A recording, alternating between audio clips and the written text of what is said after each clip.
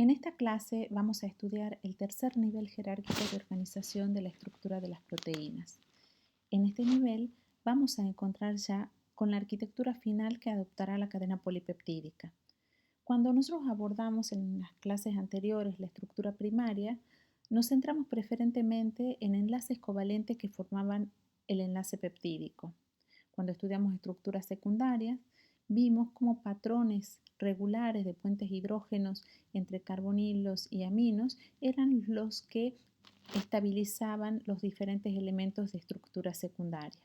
Ahora vamos a ver la importancia de interacciones a distancia no regulares entre las cadenas laterales de los aminoácidos. Antes no habíamos visto absolutamente nada de cadenas laterales, ni cómo se empaquetaban, ni cómo interaccionaban. Bueno, acá en la estructura terciaria serán los grandes protagonistas. Vamos a ver qué importancia tiene el grupo R y cada grupo R en qué posición de la cadena está para poder entender desde otro punto de vista lo que Anfinsen había propuesto hace tiempo. Él sostenía que la información del plegamiento está contenido y es encriptado solamente en su secuencia de aminoácidos. Entonces vamos a ver cómo funciona esto en este nivel de organización. Antes de comenzar la clase es importante que contextualicemos bien lo que vamos a ver precisamente en esta clase. La organización de los elementos de estructura secundaria puede dar como resultado la estructura terciaria, pero de dos tipos diferentes, las globulares y las fibrosas. Puede dar proteínas arreglos globulares y arreglos fibrosos.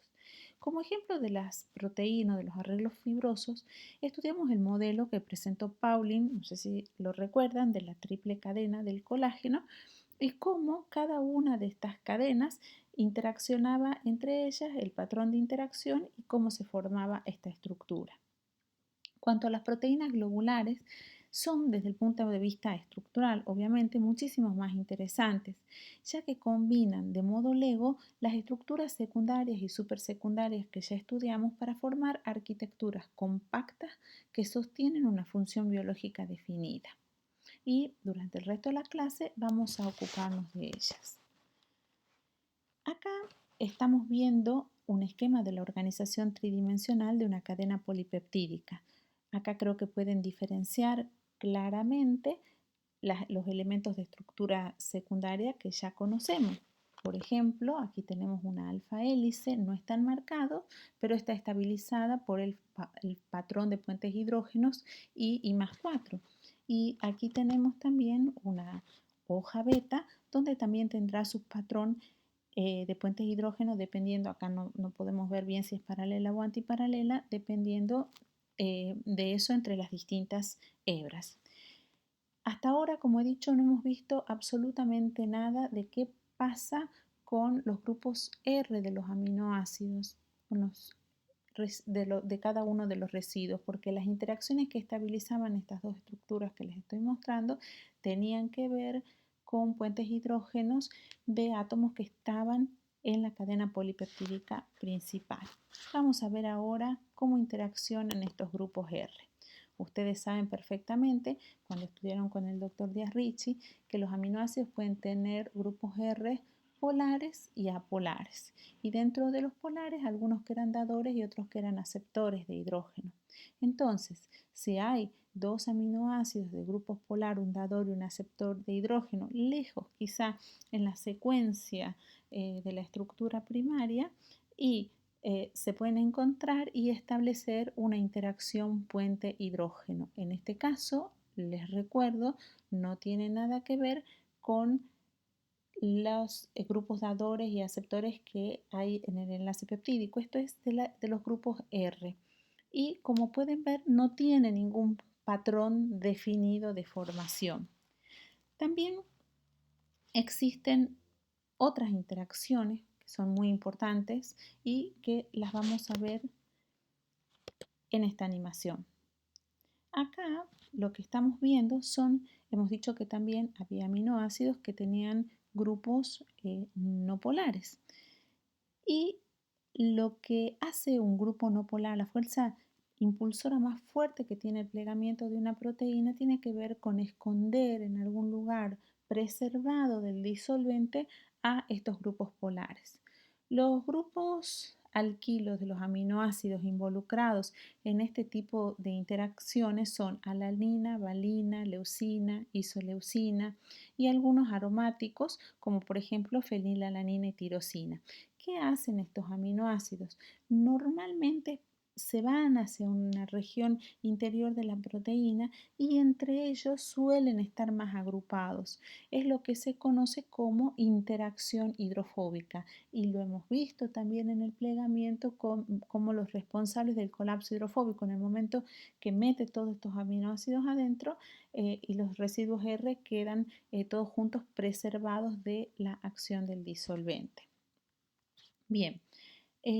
Vamos a ver ahora otro ejemplo que tenemos aquí, que son las interacciones electrostáticas y que tienen que ver cuando son aminoácidos que son hidrofílicos, pero cuyos grupos R tienen signos diferentes. Entonces, normalmente lo que hacen es, si no están disponibles para interaccionar con el disolvente, o sea, si llegan a quedar hacia el lado de adentro, buscan la forma para que puedan compensarse las cargas y eso requiere un movimiento estructural. Y por último nos queda uno que es muy interesante, que es el puente disulfuro. Este es el único de los enlaces que estabilizan las estructuras terciarias que es covalente, pero es muy especial porque, por ejemplo, un enlace covalente de la cadena principal es muy difícil de romper si uno no utiliza métodos extremos como el calor, pero a muy alta temperatura. En cambio, este famoso puente disulfuro que estabiliza muchísimo la estructura terciaria de una proteína, tiene la posibilidad la característica de poder romperse o volver a formarse en forma reversible dependiendo de las condiciones redox del entorno. ¿Cómo es esto? Bueno, en esta placa lo vemos con mayor claridad. El puente disulfuro proviene de la oxidación de los grupos sulfidrilos de la cisteína. Cuando cuando se produce la oxidación de este grupo, pierde los dos hidrógenos en forma de dos protones y dos electrones, como están viendo en la reacción, y se forma el puente disulfuro. Y cuando le agregamos un medio reductor, acuérdense lo que hacía Anfinsen, esto se volvía a SH y el puente disulfuro se rompía. Por eso digo, es un enlace covalente, pero es muy especial porque es reversible y depende del estado redox del medio.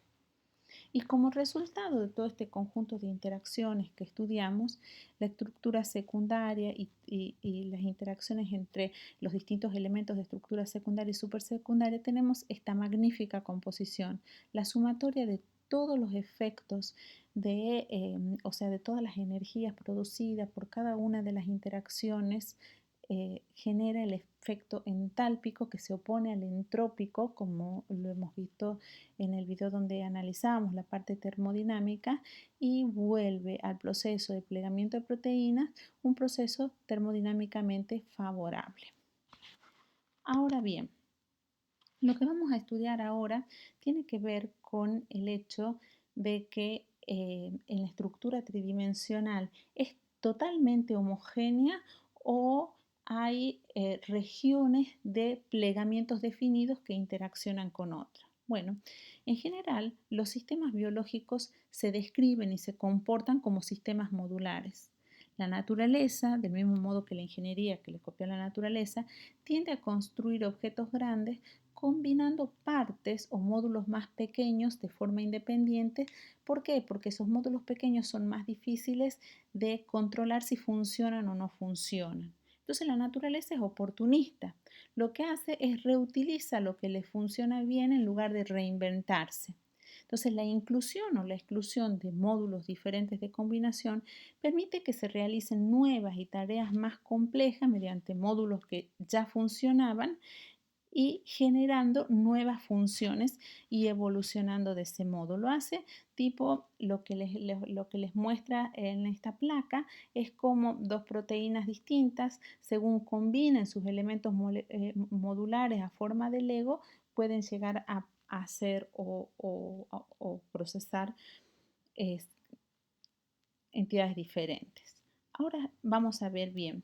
Podemos ver a las proteínas como un arreglo de partes, como un arreglo de estructura secundaria y estos arreglos que son cuasi independientes, pero dentro de la misma cadena polipeptídica, se denominan dominios. Es decir, cuando la cadena polipeptídica se pliega en subunidades parcialmente independientes, es lo que se denomina dominio. Entonces, la estructura terciaria, dentro de una estructura terciaria, como en el caso que vemos aquí, podemos llegar a reconocer diferentes dominios de plegamiento y se denominan así, dominios. Ustedes claramente acá, sin que yo les indique nada, pueden diferenciar tres dominios. Acá tenemos el primero, sin hacer mayores disquisiciones. Acá tenemos el segundo. Vemos que claramente son tres bloques de construcción diferentes, tres ladrillos del Lego diferentes que en esta proteína lo acomodó de esta forma y puede ser que en otra proteína lo haga de otra. Entonces estos son los dominios que dentro de una sola cadena polipeptídica se acomodan formando unidades de plegamiento.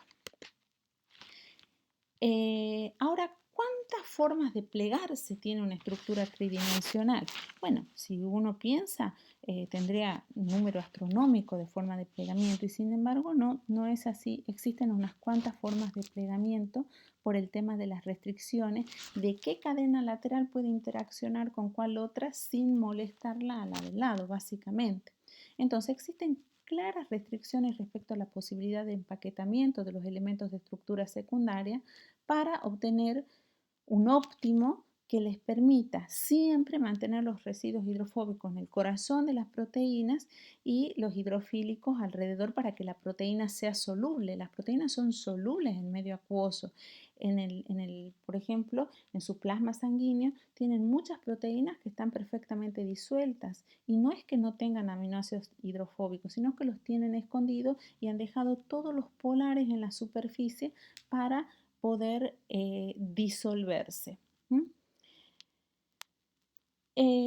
Ahora bien, lo que llamó mucho la atención cuando comenzaron a estudiar los plegamientos de la proteína es que en la naturaleza, para llegar a este estado de que el core sea hidrofóbico y esté todo bien acomodado y que la interacción de una no le genere un impedimento para otra interacción de forma tal de llegar al mínimo más bajo de energía de Gibbs, en la naturaleza solo existen unos pocos miles de dominios estructurales conocidos y las proteínas que se fueron resolviendo fueron viendo que hasta las más complejas estaban formadas por unos cuantos dominios que se combinaban de diferentes maneras. Es como tener una caja de Lego, no hay infinitas formas de Lego, sino que con una caja de Lego que podrá tener 100, 200 o 500 tipos de bloquecitos diferentes pueden construir una cantidad increíble de figuras. Ahora bien, ¿cómo se determina? El número de plegamiento se denomina fold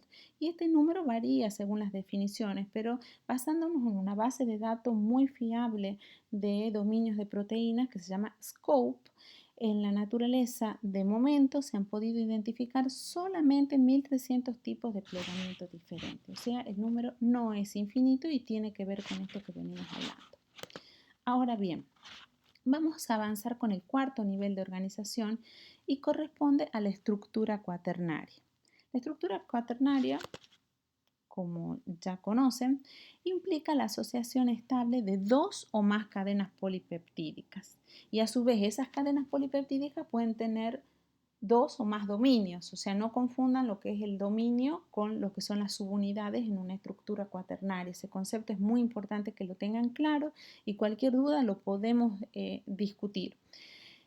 ¿Qué ventaja tiene este arreglo de varias subunidades que se juntan para dar una proteína única? Bueno, la estructura cuaternaria tiene una cosa que es muy importante y que la vamos a ver en las próximas clases.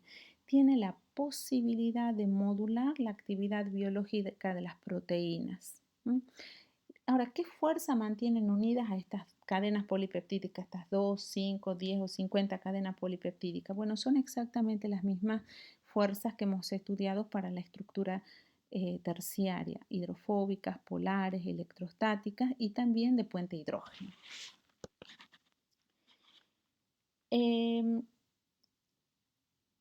Cuando una proteína entonces consta de más de una cadena polipeptídica, se trata de una proteína que se denomina que tiene estructura cuaternaria, y la proteína se denomina oligomérica, que quiere decir que está constituida por más de una subunidad y las subunidades se denominan monómeros. Es muy importante cuando se estudia una estructura cuaternaria saber el número y la naturaleza de las distintas subunidades que integran, porque estas subunidades pueden ser iguales o diferentes. Vamos a ver en esta diapositiva. Podemos tener, si las subunidades son idénticas, se llama homo-oligómero, que podrá ser homodímero, homotrímero o homotetrámero. Todo depende del número de subunidades que tiene. Y ahora bien, una cosa muy importante es cómo es la nomenclatura para definir las estructuras cuaternarias, que es muy importante que las conozcan. En general, se utilizan las letras griegas en minúscula para describir cada tipo de subunidad. Miren el primero, el de arriba, es un homodímero y como las dos subunidades son idénticas, le vamos a poner la letra alfa. Y como las dos son idénticas, tenemos dos subunidades alfa idénticas. El que sigue es un heterodímero, que tiene una subunidad alfa y una subunidad beta, que son diferentes. Ahora tenemos un heterotetrámero que tiene dos subunidades alfa, entonces al alfa se le indica el subíndice 2 y dos subunidades beta. Y un heteropentámero como este tiene dos de alfa, una de beta, una de gamma y una de delta. ¿De acuerdo? Entonces esto es muy importante que lo tengan en cuenta. Bueno, las subunidades en general pueden disociarse en medios salinos y lo que es muy interesante es que uno dice, bueno, a ver, ¿qué ventajas? Ya hemos dicho que una de las ventajas principales era que podía modular la función de estas proteínas, pero ¿cómo lo hace? ¿O cuál es la ventaja evolutiva que posee?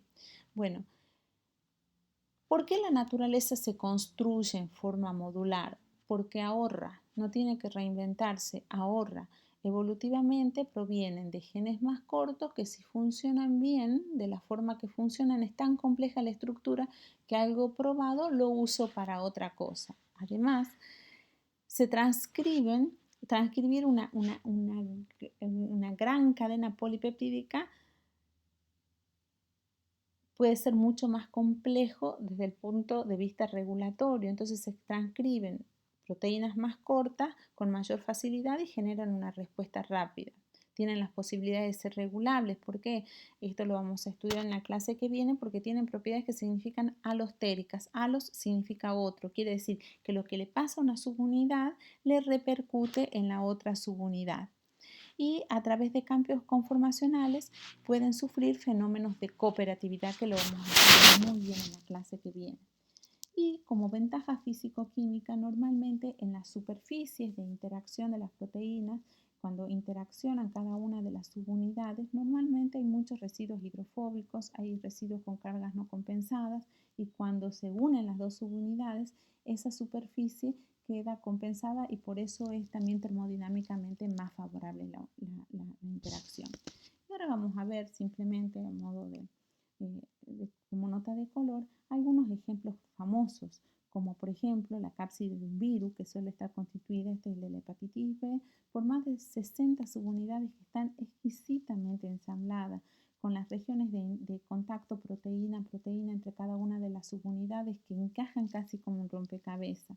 O el proteasoma, que vamos a estudiar, que es una asociación proteica que se encuentra en el citoplasma y sirve para la degradación de proteínas dependiente de ATP, que es también una estructura exquisita y está compuesta por numerosas proteasas acomodadas de una forma especial.